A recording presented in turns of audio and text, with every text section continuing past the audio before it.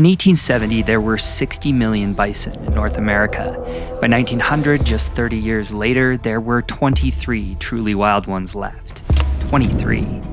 It became the largest animal massacre in history, and it changed America forever. Entire ecosystems collapsed. Indigenous nations were pushed to the brink. The Great Plains went from a living ocean of wildlife to the farmland, highways, and cities we see today. And one man was at the center of it all. A showman who killed 4,280 bison and became perhaps the most famous man on Earth. His name was William F. Cody, better known as Buffalo Bill, and I'm standing at his grave right now on Lookout Mountain in Colorado. But here's the twist. From this mountain, where the world-famous bison hunter is buried, you can still see living bison, direct descendants of the last 23 wild survivors. And the reason they exist is because the man who helped destroy them also helped save them. This is the story of the animal massacre that changed America forever and how its consequences still shape the country today. Millions of people drive Colorado's busiest interstate every single year, and most pass right by without noticing one of the most remarkable bison herds left in America, the living legacy of the 23 wild bison who survived the massacre. The animals behind me are direct descendants of bison sent here from Yellowstone in 1914. DNA testing confirms they still carry pure Yellowstone genetics, no cattle genes from inbreeding, which is extremely rare in wild bison populations today. These are wild animals, maintaining wild instincts even in a small preserve surrounded by a highway and suburban development. But here's the problem. You're not subscribed to Park Vibes, which you should be, and this herd is tiny, maybe 50 animals. It's not self-sustaining, and it's not enough genetic diversity. And it's fenced in. These bison can't migrate, can't follow seasonal patterns, can't shape the landscape the way their ancestors did. But this is what bison recovery looks like in America. Small, isolated herds, fragmented populations, animals that still remember how to be wild, trapped in spaces too small for them to truly be bison. To understand how we got here, how we went from 60 million bison to 50 animals in a roadside preserve, you first have to understand just how unbelievably massive these bison herds used to be. Before the massacre, bison herds were incomprehensibly vast. One herd, observed along the Arkansas River in 1871, was estimated at 25 miles wide by 50 miles long. Do the math on that, and you're looking at 4 million animals in a single herd. These weren't quiet, passive grazers. They moved in massive waves across the plains, creating their own thunder. Their collective weight shook the ground, and where they passed, the landscape changed. Vegetation trampled and fertilized, wallows dug in the earth that became prairie wetlands, trails worn so deep that some became the routes for America's first railroads. They were the architects of the entire Great Plains ecosystem. More than 100 species of grassland birds evolved to depend on the habitat that bison created. The fertilizer from their dung and urine increased plant diversity across the entire plains. As bison ate old vegetation, it stimulated fresh growth that rolled across the prairie behind them. And they were sacred to the people who lived here.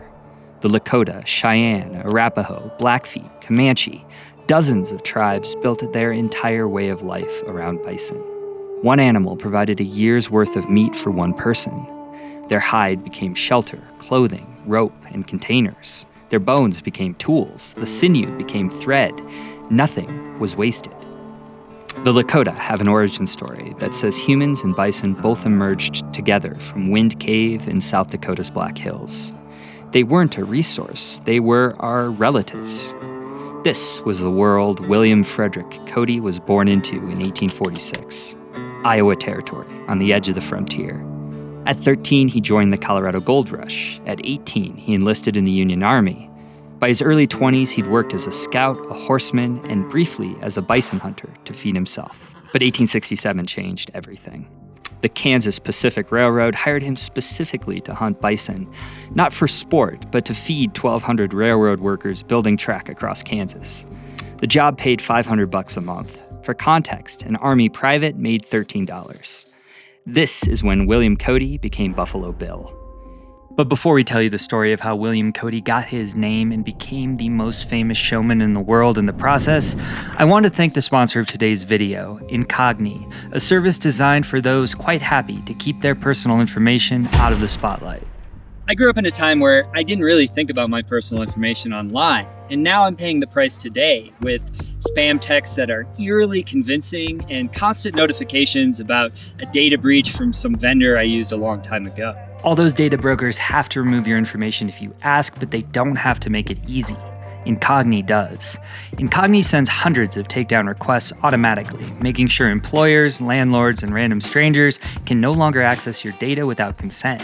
And the custom removal feature, available on the Unlimited and Family Unlimited plan, ensures that even if you find your data on a site not monitored by Incogni, they'll help you get it removed. If you want to get control of your personal information back and keep the scammers at bay, you can get 60% off Incogni by going to incogni.com/parkvibes and using the code parkvibes. And thanks to Incogni's generous sponsorship of this video, we're able to make a donation to the Tonka Fund, a group that has been working since 2014 to further bison restoration by giving animals and grants to native caretakers on family or community-owned ranches. Try Incogni out and save 60% by going to incogni.com/parkvibes and using the code parkvibes. Now, how did Buffalo Bill become Buffalo Bill? Here's what happened. In the summer of 1868, near Monument, Kansas, a contest was arranged between Cody and another famous scout named Billy Comstock. 8-hour hunt. Most bison killed wins, $500 per side. Cody killed 69 bison. Comstock killed 46. The title, Buffalo Bill, was officially his, and he was extremely good at what he did. His technique was efficient. He'd ride to the front of a herd and shoot the leaders. Without leadership, the followers would circle in confusion, making them easy targets. In 18 months, he personally killed 4,280 bison. That's an average of 12 animals per day, every single day, for a year and a half. But Cody was just one man. There were thousands of hunters like him, and in 1869, something happened that transformed individual hunting into industrial-scale slaughter. On May 10th, 1869, at Promontory Summit, Utah, the Transcontinental Railroad was completed, and that changed everything for the bison. Before the railroad, a hunter could kill bison, but then what? You couldn't transport thousands of pounds of meat and hide on horse and buggy, but the railroad changed all that. Suddenly, you could kill bison in Kansas and transport their hides to New York, or to London, or to Berlin. Then in 1871, something else happened. Tanners in England and Germany perfected a process for turning bison hide into high-quality industrial leather. Before this, bison leather was considered inferior. It was used for robes and rough goods. But this new tanning method made it suitable for industrial belts, machine parts, and military equipment. The industrial demand grew enormously, almost overnight. Between 1872 and 1874, just 3 years, approximately 5.4 million bison were killed. That's 5,000 animals slaughtered every single day for 3 straight years. In 1873 alone, 1.25 million hides were shipped by railroad. Fort Worth, Texas held auctions where 200,000 bison hides changed hands every day or two. Harper's Weekly described trains passing through bison herds where passengers would open windows and fire their guns at animals as casual entertainment. This was no longer sustenance hunting. It wasn't even market hunting in a traditional sense. This was industrial extraction. And here's the part that makes it even darker. It was policy. U.S. Army Colonel Richard Dodge said it explicitly. Every bison dead is an Indian gone. The U.S. Army provided free ammunition to hunters. In 1874, Congress actually passed a bill to protect bison from overhunting, but President Grant vetoed it. This wasn't accidental collapse. The bison were killed as a military strategy to force indigenous people onto reservations by destroying their food supply. And then came what historians call the bone trade. When there were no more bison left to hunt, people started collecting their bones. Railroad sidings had bone piles 15 feet high, stretching for a mile. The bones were shipped east along the railroad, where they were turned into fertilizer, refined into sugar, made into bone china, even buttons. Even in death, the bison were commodified down to dust. By 1889, naturalist William Hornaday conducted a census and found just over 1,000 bison remained in all of North America. Only 85 were truly wild, and most of them would soon be gone too. But something interesting happened to Buffalo Bill during all of this. In 1869, the same year the Transcontinental Railroad was completed, Cody met a writer named E.Z.C. Judson, who wrote under the pen name Ned Buntline. That December, Buntline published a serialized novel called Buffalo Bill, the King of the Bordermen. It was pure pulp fiction, wildly exaggerated, and it made Cody nationally famous. In 1872, Cody was invited to portray himself in a stage play in Chicago called Scouts of the Prairie. The reviews were terrible, but the show was a massive popular success. People wanted to see the real Buffalo Bill. Cody realized something. He could make more money performing as Buffalo Bill than by being Buffalo Bill. In 1883, he funded Buffalo Bill's Wild West, notably never called a show. It was marketed as authentic frontier history. And in many ways it was. Real cowboys, real Native Americans, real frontier skills. And real bison. At its peak, Buffalo Bill's Wild West employed 650 people and toured the United States and Europe for 30 years. Queen Victoria came to see it in London in 1887. By the turn of the 20th century, Buffalo Bill was arguably the most recognizable celebrity on Earth. And the show always featured bison, usually 18 to 20 animals. They were part of the bison hunt reenactment, one of the most popular segments. Audiences in New York and London and Paris watched Cody chase bison around an arena and shoot blanks while the animals ran in circles. We'd call it animal cruelty today. But here's the twist. By keeping bison in his show, by making them iconic, by touring around America and Europe, Buffalo Bill inadvertently kept the species in the public consciousness at the exact moment when they were disappearing from the wild. When almost no one in America could see bison, millions of people saw Buffalo Bill's bison. And Cody himself seems to have experienced something like remorse. In his later years, he spoke publicly against commercial hide hunting. He supported the preservation of Yellowstone National Park. He advocated for hunting season regulations. In one interview, he reflected on his bison hunting days and said he regretted the mass slaughter, calling it wasteful and destructive. The man who killed more than 4,000 bison and made his fortune and fame doing it became one of their most famous advocates. But by then, the damage was catastrophic, and the question became, could the species even survive? Let me give you a sense of how close we came to total extinction. In 1905, concerned naturalists, including President Theodore Roosevelt, formed the American Bison Society, specifically to prevent the complete disappearance of the species. But this became more than just saving bison. This was the birth of the American wildlife conservation movement as we know it today. Roosevelt had come to the Dakota Badlands in 1883 hoping to hunt bison, and found almost none left. And that experience transformed him. Here was a man who loved hunting, who embodied the frontier spirit, confronting the reality that the frontier could actually end, that America could run out of wilderness. The near extinction of the bison led directly to the expansion of the national park system, the creation of wildlife refuges, and eventually, the legal frameworks that would protect endangered species. Americans had spent centuries believing the continent's resources were limitless. The bison proved we were wrong. But even with presidential attention, the situation remained dire. By the early 1900s, only 23 truly wild bison survived in Yellowstone. They were the last animals that hadn't been captured, domesticated, or crossbred. They were the genetic baseline, the last free-ranging herd on Earth. And in 1914, something remarkable happened. Yellowstone sent several bison to Denver. They were moved here to Genesee Park, that same preserve off Interstate 70 where you can see them today. Those 23 Yellowstone survivors became the ancestors of nearly every conservation herd in America, including the ones we're about to take you to. Because if Genesee shows us the limits of recovery, small herds, fence-preserved, fragmented populations, there's another place in Colorado that shows us what true restoration might actually look like. The Rocky Mountain Arsenal National Wildlife Refuge is one of the strangest conservation success stories in America. During World War II, this site manufactured chemical weapons, mustard gas, nerve agents, incendiary devices.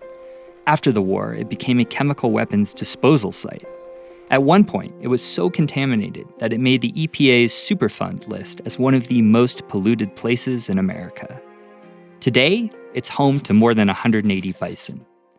The transformation happened gradually. The Army stopped operation in the 1970s, cleanup began in the 1980s, and in 2007, 16 bison from Montana were brought here as an experiment.